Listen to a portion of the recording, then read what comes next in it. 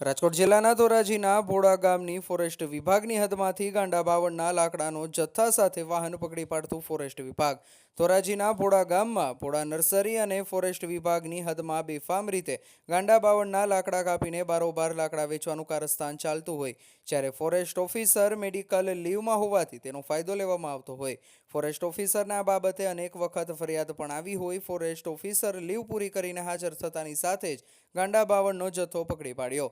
ગાંડા બાવળના લાકડાના જથ્થા સાથે પિકઅપ વાહન પણ પકડી પાડ્યું. જ્યારે આરોપીને પણ પકડી પાડેલ ત્યારે ચોરી ઉપર સીના ચોરી જેવો ઘાટ સર્જાયો હતો, જેમાં આરોપી આત્મહત્યા કરી લઈશ તેવું જણાવતા ફોરેસ્ટ વિભાગના ઓફિસરે તાત્કાલિક પોલીસને જાણ કરવાની ફરજ પડી હતી. રિપોર્ટર જગમાલ સુવા, ધોરાજી. તમારું નામ? Niharika Pandya, range forest officer Dhoraji. શું ઘટના હતી?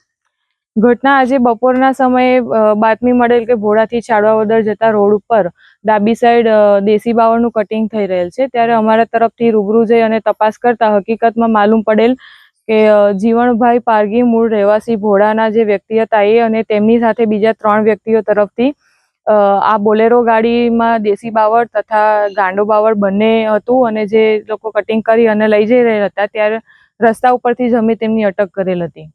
કેટલા માલનો છે ને આરોપી ક્યાં છે?